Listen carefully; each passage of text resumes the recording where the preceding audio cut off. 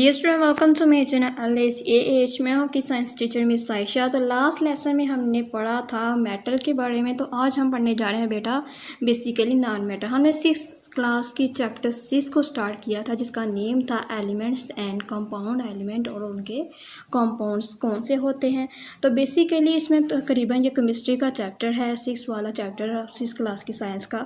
इसमें हम periodic table के बारे में मोस्टली इस चैप्टर में पढ़ रहे हैं, जिसमें हम देखते रहे हैं कि एटम्स क्या होते हैं, एलिमेंट्स क्या होते हैं, बाकी मेटल्स क्या होते हैं, नॉन मेटल्स का हम डिस्कस करेंगे आज। ये सारी चीज़ें हम पढ़ चुके हैं और इस चैप्टर के साथ साथ मैं एक्सरसाइज भी अपलोड करती जा रही हूँ, ताकि ऐसे स्टूडेंट जिन्हें पहले एक्सरसाइज को पढ़ना है, उनको कवर करना है, तो वो साथ साथ कवर कर सकते हैं। तो बेटा आज हम पढ़ने जा रहे हैं नॉन मेटल को। तो सबसे पहले मेरे चैनल को लाइक करें, सब्सक्राइब करें और कमेंट बॉक्स में ज़रूर बताइएगा कि नेक्स्ट चैप्टर आप कौन सा पढ़ना चाहते हैं। तो मैं हूँ आपकी science teacher miss Ayesha. Non metal basically होता क्या है, आज हम ये पढ़ने जा रहे हैं बेटा। तो बेसिकली नॉन मेटल यानी कि जिनमें मेटल्स नहीं होते। अब मेटल्स क्या थे मैं थोड़ा सा बता देती हूँ। लास्ट लेसन मेटल्स के बारे में हमने थोड़ा सा ये पढ़ा था कि ये मेटल है, ये गुड कंडक्टर होते हैं इलेक्ट्रिसिटी के, और इसमें जो हीट होती है ये भी गुड कंडक्टर होती है, यानी कि ये अच्छे से गुड कंडक्टर ऑफ इलेक्ट्रिसिटी को पास करते हैं और हीट को पास करते हैं। देन हमने ये पढ़ा था कि इसमें जो हाई मेल्टिंग पॉइंट होता है मेटल्स में, जबकि जो हम नॉन मेटल के बारे में पढ़ेंगे इसमें लो मेल्टिंग पॉइंट होगा।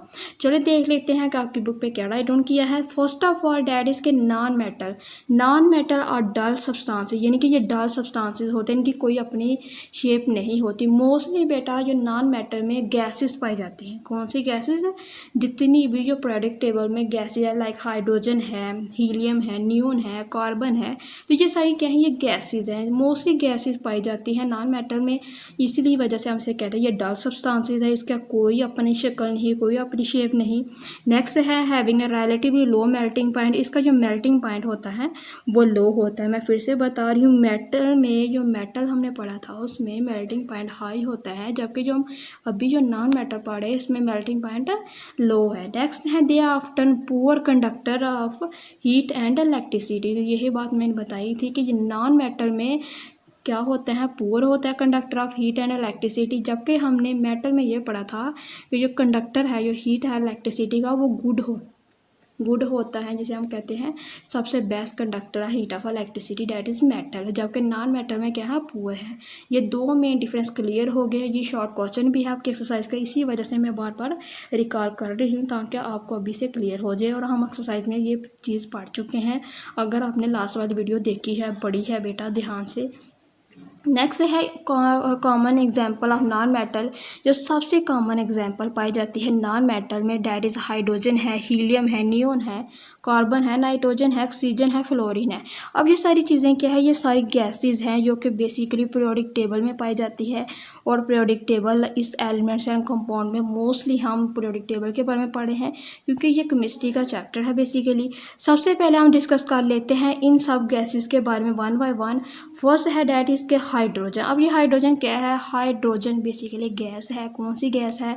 हाइड्रोजन इज़ अ कलरलेस, यानी कि इसकी कोई कलर नहीं होता। आप कोई ये बता नहीं सकता कि गैस का ये कलर होता है, या गैस का ब्लू कलर होता है, या रेड कलर होता है, ग्रीन कलर होता है। बेसिकली हमारे घरों में जो सिलेंडर में मोस्टली जो गैसेस होते हैं, आपने देखा होगा, उसकी कोई कलर नहीं होता। यही बात इधर की गई है कि गैस जो हाइड्रोजन है, हाइड्रोजन क्या है, ये कलरलेस है। बेसिकली हाइड्रोजन गैस है और ये ऑर्डरलेस है, यानी कि इसकी कोई शेप नहीं है, गैशियस है, ये गैस है एंड नॉन मेटल है। यानी कि जो हाइड्रोजन है ये कलरलेस है, ऑर्डरलेस है, गैशियस, नॉन मेटल है। यूज़ या वो इस्तेमाल कहाँ होता है, आप ध्यान से देखें। यूज़ टू मेक फर्टिलाइज़र, ये खाद वगैरह बनाने के लिए इस्तेमाल होता है ये हाइड्रोजन। वनस्पति घी, जो वनस्पति घी हम अक्सर अपने घरों में यूज़ करते हैं फूड बनाने के लिए, खुराक बनाने के लिए, खाना बनाने के लिए। बेसिकली आपकी मदर्स और आपके सिस्टर वगैरह लोग, तो ये बेसिकली वही वनस्पति घी है जो हम अक्सर घरों में यूज़ करते हैं। नेक्स्ट है ग्लास वगैरह। तो बेसिकली जितने भी हमारे घरों में जो बर्तन है, ये सारे किससे बनकर बने हैं, ये हाइड्रोजन से मिलकर बने। और हाइड्रोजन क्या है, ये नॉन मेटल है। नॉन मेटल कौन सा? ये गैशियस नॉन मेटल है। यहाँ तक क्लियर हो गया। अब इसकी बेसिकली मोस्ट इंपॉर्टेंट यूज़ क्या है, इट इज़ आल्सो, यानी कि ये किसके लिए इस्तेमाल होता है, it is also use to fill in weather balloon. अब ये वेदर बलून क्या है मेरा? बेसिकली आपने देखा होगा कि रात के टाइम अक्सर आसमान पे जो रोशनी मूव करती हुई नज़र आती है, वो बेसिकली चाँद सितारे या कोई भी दूसरा सैटेलाइट नहीं है, वो बेसिकली क्या है, वो वेदर बलून है। अब ये वेदर बलून होते किस तरह के, ये बेसिकली कोई भी हम वेदर बलून लेंगे, उसे हम हवा भरेंगे, हाइड्रोजन कौन सी गैस भरेंगे, हाइड्रोजन गैस भरेंगे, और उसमें एक थोड़ा सा लाइटर होता है, उसे हम जलाएंगे तो ये हवा में छोड़ देंगे, तो वहाँ दूर से ऐसे लगेगा जैसे कोई सितारा मूव कर रहा है, लेकिन वो सितारा नहीं होता, वो ये वेदर बलून होते हैं। ये मोस्टली जब भी चाइना में अक्सर न्यू ईयर आता है तो तब ये मोस्टली वहाँ पर आपको उड़ते हुए नज़र आएंगे। आपने अक्सर टीवी में ये देखा होगा या कार्टून में वगैरह में ये देखे होंगे।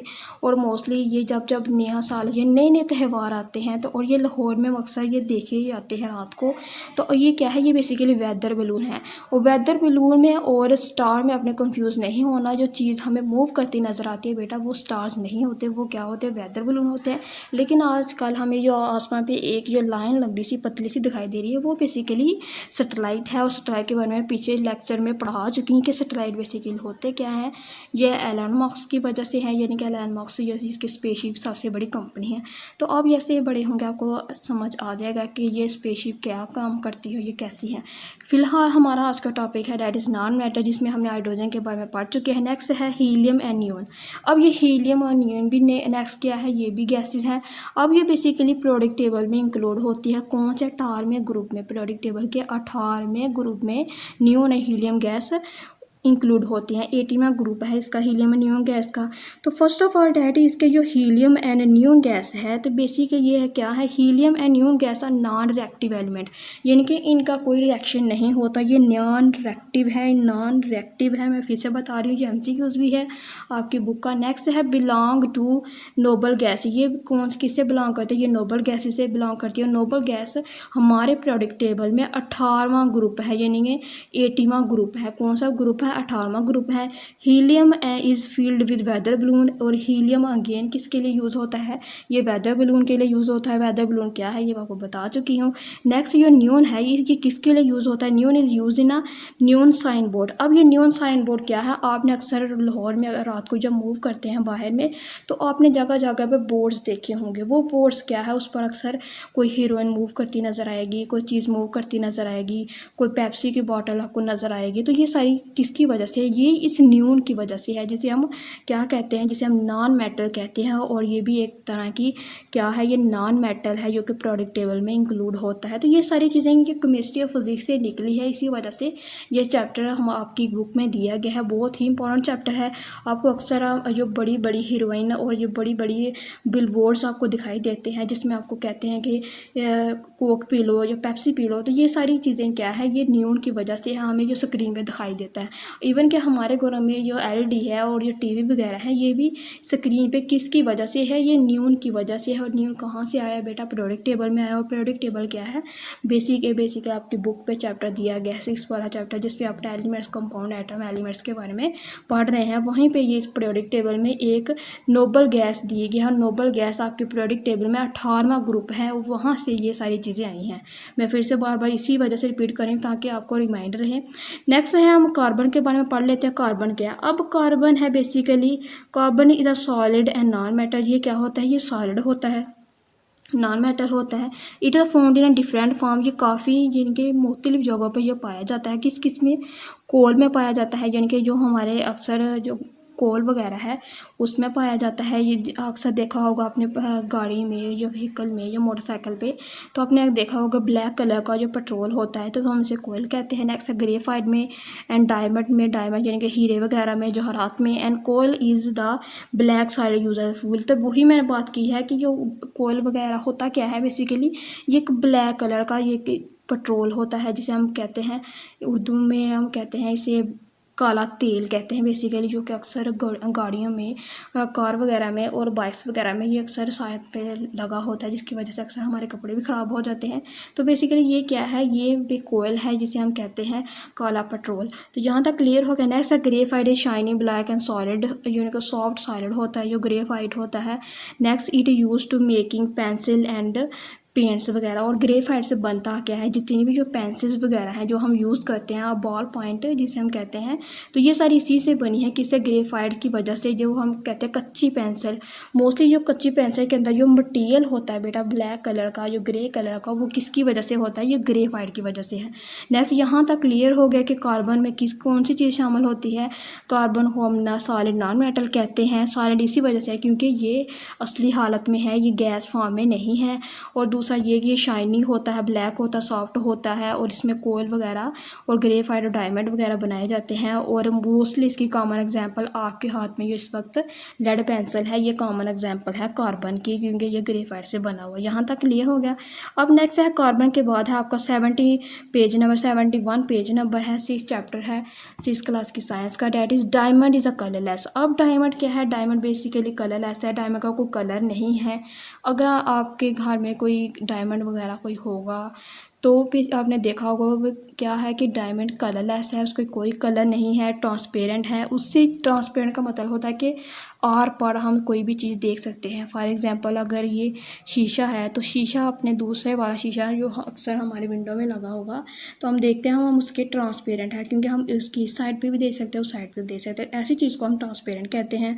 हार्डेस्ट है यानी कि सख्त होता है, ये भी बिल्कुल ठीक बात है। नेक्स्ट है it use in cutting glass and making jewellery. और जी क्या होता है कार्बन बेसिकली ये ग्लास बनाने के लिए भी यूज़ होता है, ये शीशे के ग्लास होते हैं। और नेक्स्ट मेकिंग द ज्वेलरी, और जितनी भी ज्वेलरी वगैरह अक्सर आप गर्ल्स, छोटी गर्ल्स आपने देखी होगी, आपकी मदर लोगों ने, आपकी सिस्टर लोगों ने ज्वेलरी पहनी होती है, तो मोस्टली इसी वजह से बनती है। किसकी वजह से? कार्बन की वजह से। डायमंड वगैरह ये सारी चीज़ें। यहाँ तक क्लियर हो गया। अब नेक्स्ट है नाइट्रोजन। अब ये नाइट्रोजन बेटा ये ऐसे कि आप स्क्रीन पर देख रहे हैं, ये कोयल दिया गया कार्बन, और ये लेड पेंसिल दी गई है जो कि ग्रेफाइट से बनी हुई है, और ये डायमंड ज्वेलरी वगैरह दी गई है। तो अब ये देख सकते हैं ये सारी चीज़ें क्या है, ये ट्रांसपेरेंट है, और एक लेड पेंसिल क्या है, ये ग्रेफाइट है। तो नेक्स्ट है नाइट्रोजन। अब आपकी बुक में नाइट्रोजन बेसिकली गैस, मैं फिर से बता रही हूँ, कंफ्यूज नहीं होना। नाइट्रोजन क्या है? ये गैस है। नाइट्रोजन का कलरलेस ऑर्डरलेस गैस, ये वही बात होगी कि नाइट्रोजन क्या है? ये कलरलेस है, इसका कोई कलर नहीं, ऑर्डरलेस है, कोई शेप नहीं, गैस है, ये गैस है। यानी कि नाइट्रोजन क्या है? ये गैस है। And use to make fertiliser, ये भी खाद बनाने के लिए यूज़ होता है। And nylon and dyes medicine, और ये बेसिकली कपड़ों के लिए, जितने भी जो मेडिसन है उनके लिए मोस्टली यूज़ होता है, एटसेट्रा वगैरह वगैरह। And it makes 78% of the air in our surrounding. और इस नाइट्रोजन में क्या होता है? 78% जो नाइट्रोजन है वो हमारे इर्द गिर्द सराउंड कर रही है। Next, nitrogen is an inert gas. ये कौन सी गैस है? ये इनहर्ट गैस है, जिसे हम कहते हैं, मोस्टली हम MCQs पूछा जाता है क्योंकि नाइट्रोजन इज डैश। तो nitrogen is the inert gas, जिसे हम कहते हैं कि नाइट्रोजन में मोस्टली ऐसी गैस है जो कि इनर्ट होती है, जो कि हमारे इर्द गिर्द सराउंड कर रही है। 78% हमारे इर्द गिर्द गैस सराउंड कर रही है, डैट इज़ द नाइट्रोजन। यहाँ तक क्लियर हो गया। नेक्स्ट है ऑक्सीजन है। अब ऑक्सीजन क्या है? ऑक्सीजन हम जो सांस ले रहे हैं, बाहर खारिज कर रहे हैं, तो ये सारी चीज़ें क्या है? ये ऑक्सीजन है। अब ऑक्सीजन भी ज़ाहिर आपने देखी नहीं है, कलरलेस है, इसका कोई कलर नहीं है, ऑर्डरलेस है, गैस है, ये भी गैस है। नेक्स्ट, इट यूज़ रिएक्टिव, यानी कि इट इज़ वेरी रिएक्टिव, ये रिएक्टिव करती है। And help in a burning of things, और ये किसके लिए यूज़ होती है? ये चीज़ों को बर्न के लिए इस्तेमाल होती है। वेल्डिंग के लिए, वेल्डिंग बेसिकली होता है कि अगर आपके घर में कुछ चीज़ वगैरह टूट गई है तो हम एक यानी कि किसी को आदमी को बुलाते हैं, उसे कहते हैं कि ये हमारी यानी कि विंडो टूट गई है तो इसे वेल्ड कर दे। तो वेल्डिंग वो होता है जो कि अक्सर आपने देखा होगा गूगल्स पहने हुए आदमी वगैरह जो लोग जो भाई लोग करते हैं, तो वो एक मशीन की वजह से किसी भी चीज़ को जोड़ते हैं, आपकी विंडो को जोड़े, तो वो क्या है? वो वेल्डिंग है।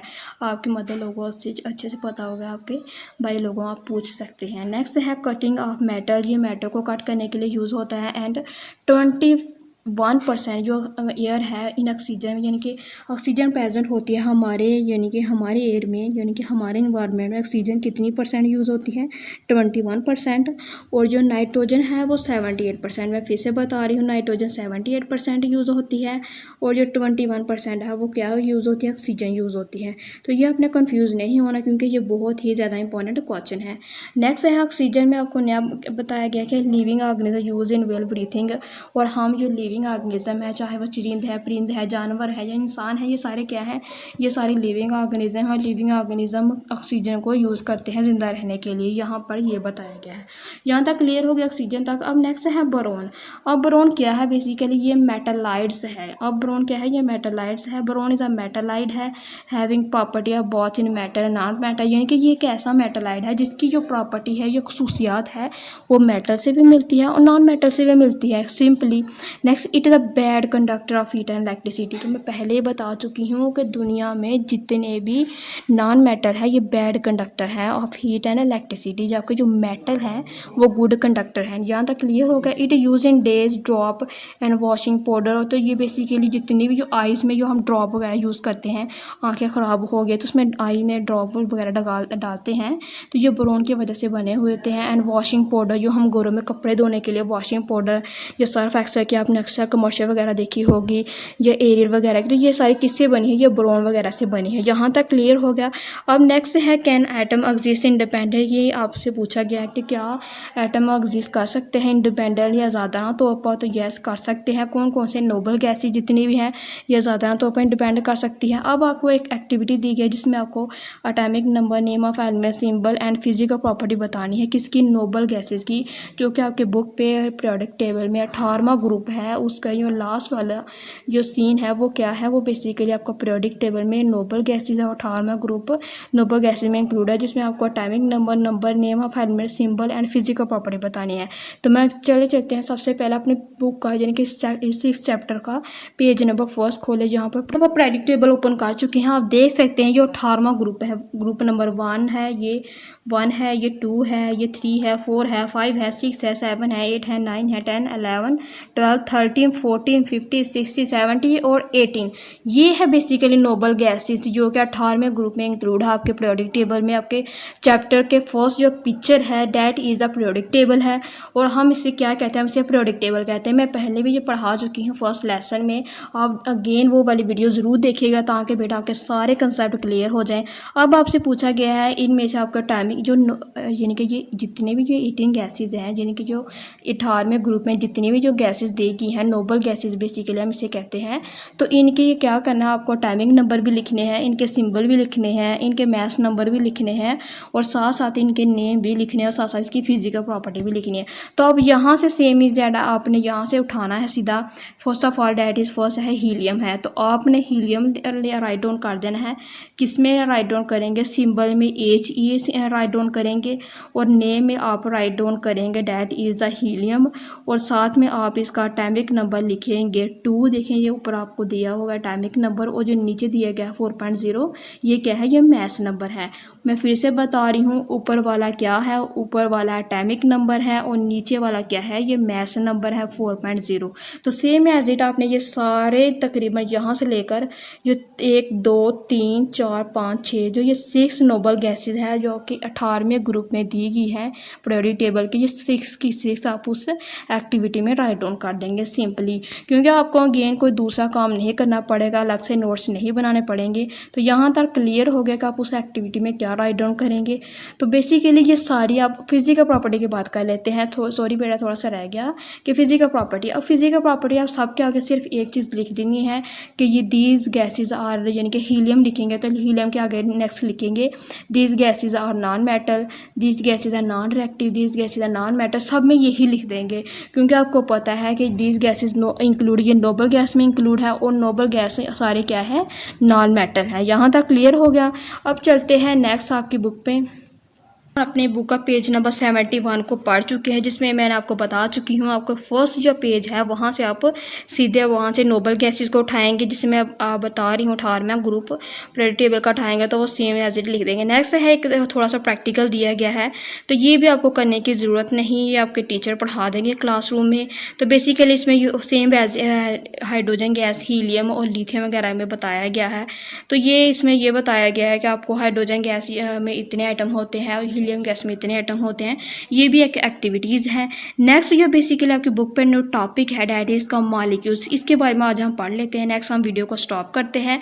तो बेटा डैट इज़ के मॉलिक्यूल्स होते क्या हैं। अब ये देखिए मॉलिक्यूल्स बेसिकली हमने पढ़ चुके हैं, एटम के बारे में पढ़ चुके हैं, हम एलिमेंट्स के बारे में पढ़ चुके हैं, हम मेटल्स के बारे में पढ़ चुके हैं, नॉन मेटल्स के बारे में पढ़ चुके हैं। तो डैट इज़ के मॉलिक्यूल्स। अब मॉलिक्यूल्स क्या है कि the atom of noble gas, जो एटम होते हैं नोबल गैस में। नोबल गैस कौन से, जो अभी हमने पढ़े हैं 18वें ग्रुप में, जितनी भी जो गैसेज इंक्लूड होती हैं हम उन्हें नोबल गैसेज कहते हैं। The atom of noble gas can exist independently, वो आज़ादाना तौर पर काम करते हैं। क्यों? क्योंकि गैसेज बेटा आज़ादाना तौर पर काम करती हैं, क्योंकि कोई वजूद नहीं होता, ना वो कलरलेस होती हैं, वो आर्डरलेस होती है, कोई उनकी शेप नहीं होती। इसी वजह से जितनी भी जो नोबल गैसेज है क्या करती हैं, ये एग्जिस्ट करती हैं इंडिपेंडेंटली, आज़ादाना तौर पर। यहाँ तक क्लियर हो गया। नेक्स्ट है the atom other than that of the noble gases, जितने भी जो एटम है नोबल गैसेज में, यानी कि अदर देन जितने भी नोबल गैसेज के अलावा जितने भी बाकी जो एटम हैं कैन नॉट एग्जिस्ट इंडिपेंडेंटली। यही वो बात होगी कि नोबल गैस के अलावा जितने भी दूसरे जो एटम हैं वो ज़्यादा तौर पर काम नहीं करते, ओनली नोबल गैसेज ज़्यादा तौर पर काम करती है, यानी कि एग्जिस्ट करती हैं इंडिपेंडेंटली। क्योंकि ये नोबल गैसेज है। क्यों गैसेज हैं? क्योंकि गैस की आर्डरलेस है, कलरलेस है। मैं बहुत बार ये चीज़ें बता रही हूँ ताकि आपको ये भूल ना जाए, आपको माइंड में रहे कि हमने क्या पढ़ा था और क्या चीज़ है और क्या बताएगी है बात। यहाँ तक क्लियर होगा। नेक्स्ट है बट, लेकिन combine with other atom to form a group which can exist independently, यानी कि अगर बाज़ दफ़ा ये होगा कि अगर हम इन नोबल गैसेज को किसी दूसरे एटम के साथ हम मिला देंगे तो हम क्या होगा, तो वो एग्जिस्ट कर सकती हैं इंडिपेंडेंटली। यानी कि नोबल गैसेज के साथ अगर कोई नॉन नोबल गैसेज यानी कि जो मेटल है, मेटल के साथ नॉन मेटल मिल जाएंगे तो वो क्या होंगे, वो आज़ादाना तौर पर काम कर सकते हैं। यानी कि ऐसा बिल्कुल भी नहीं है कि जो नोबल गैसेज सिर्फ वही आज़ादाना तौर पर काम कर सकते हैं, बाकी एटम भी कर सकते हैं, लेकिन कंडीशन ये है कि वो नोबल गैस के साथ अटैच हों।